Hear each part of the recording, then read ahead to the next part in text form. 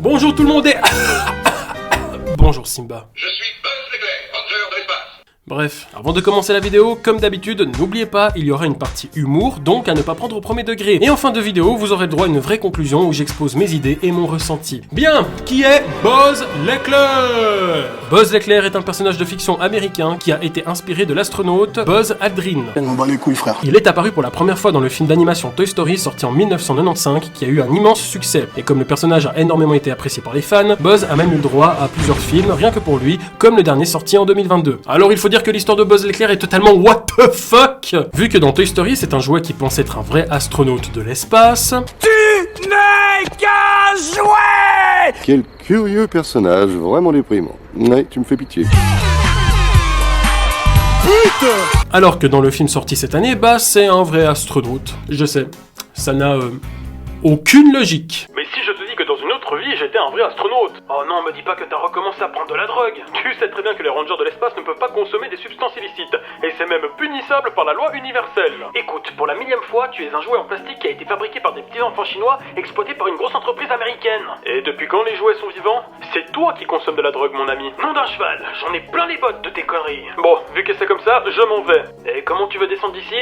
On est sur une étagère, je te signale. Eh ben c'est pas grave, car je vais partir d'ici en volant. Buzz, je te l'ai déjà dit, tu ne peux pas voler. Bien sûr que si, je peux. Vers l'infini et l'au-delà.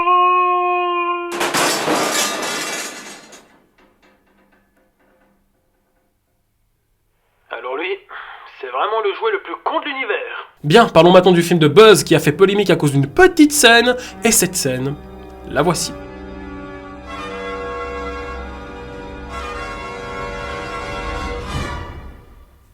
Voilà. Bon, alors je sais pas vous, mais moi, je trouve ça mignon. Mais le problème, c'est que cette scène a suscité énormément de débats et que le film a même été interdit dans plusieurs pays, comme aux Émirats Arabes Unis, en Arabie Saoudite, en Égypte, etc., etc. Et la Chine avait même proposé de couper cette scène au montage. Oui, bonjour, possible de couper au montage les deux femmes qui font le bisou parce que femme-femme, c'est pas compatible. Vous voyez, ça rentre pas. Du coup, bah à cause de tout ça, Disney avait enlevé la scène du baiser lesbien. Mais au final, avec la pression des employés de Pixar, qui ont manifesté pour réintégrer cette scène en dénonçant la censure que subissaient régulièrement les LGBTQIA+, sur d'autres films, Disney reviendrait sur sa décision et décide de laisser le fameux baiser entre ces deux femmes. Eh ben, on peut dire que Buzz a fait un...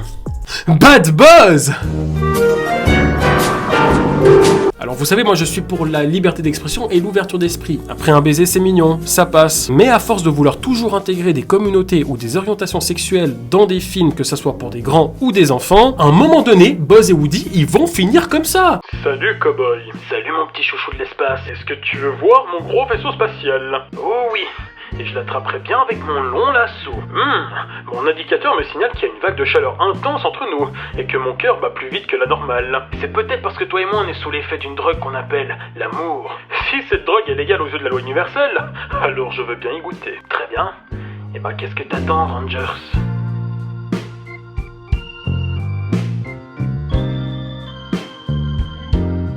Wow, stop, vous croyez où là? La Gay Pride? Et on est sur ma chaîne YouTube là, donc il y a des enfants qui nous regardent, alors un peu de tenue s'il vous plaît. Merci. Bon, j'en étais où moi? Ah oui. Ce drôle de personnage a l'air d'être homophobe. Sérieusement. Je comprends que derrière tout ça, on veuille faire avancer les choses et faire en sorte que tout le monde puisse vivre pleinement sa vie sans être jugé. Mais mettez-vous à la place des parents qui vont aller voir un film avec leurs enfants, et qu'au lieu de profiter simplement du film, comme à l'époque, bah on se retrouve dans des situations comme ça. Papa, j'ai une question. Dis-moi mon cœur. Pourquoi les deux filles font un bisou? Bah ça tu vois, c'est parce qu'en fait les deux femmes, les deux filles, elles se... comment dire... elles sont amoureuses. Elles sortent ensemble, voilà. Ça veut dire que les deux filles peuvent s'aimer? Oui, c'est possible. Et deux garçons aussi? Non. Enfin oui, c'est aussi possible. Je veux dire, il n'y a pas de problème à ça. Enfin bref, et si on regardait le film, hein? Allez. Mais papa? Quoi encore? Si moi maintenant je fixe ma copine pour sortir avec mon copain, tu dis quoi? Papa? Tu vas bien? Bon, tu sais quoi? On va aller voir un autre film. Allez, viens. Mais je vais voir la fin du film. Dépêche-toi! Imaginez si un jour Pixar prenne la décision de changer l'orientation sexuelle de Buzz et Woody. Ça donnerait quoi à la sortie des jouets? Eh fiston, regarde ce que papa t'a acheté. Le tout nouveau Buzz l'éclair. Vas-y tiens, fais-toi plaisir. Ah puis d'ailleurs si tu veux l'entendre parler, tu peux même appuyer sur les boutons, regarde. D'accord. Salutations, je suis Buzz l'éclair et je viens me faire péter la rondelle. Ok, tu sais quoi, je vais le récupérer et je vais le ramener au magasin, hein. Non, parce que là, c'est pas possible, hein, je veux dire... J'aime la façon que tu as de toucher mes tétons, ça m'excite. Continue comme ça, Rangers. Voilà, je reviens, bouge pas. Je t'aime, fiston, hein. Je reviens. Bisous. Et aussi, je sais pas vous, mais moi, de tout ça, je m'en fous. Non, parce qu'à chaque fois, ils veulent tellement mettre en avant l'orientation sexuelle de chaque personnage que pour finir, les films, ça ressemble à ça. Non. Putain, on se fait tirer dessus. Ah, les enculés. Eh, ce meuf up, ce que vous venez de dire. Mais vous êtes qui, vous? Moi, je m'appelle Patrick et je suis gay. Attendez-vous, quoi? D'ailleurs, il faut que vous sachiez que mon compagnon est de couleur noire. Mais j'en ai strictement rien à foutre de tout ça. On est en train de se faire tirer dessus, là. Oh là là, mais calmez-vous. Bon, est-ce que vous savez vous servir d'une arme, monsieur? C'est marrant que vous m'appelez monsieur parce qu'avant, justement, j'étais une femme. Mais comme je me sentais homme, bah du coup, j'ai dû faire une opération pour devenir un... Mais je m'en bats les couilles! Je m'en bats les couilles! Ah bah d'ailleurs, c'est marrant parce que cette expression « je m'en bats les couilles », je peux moi-même l'utiliser maintenant que j'ai une bonne paire de... Ah, ça fait du bien. Oh putain, les gros pédés!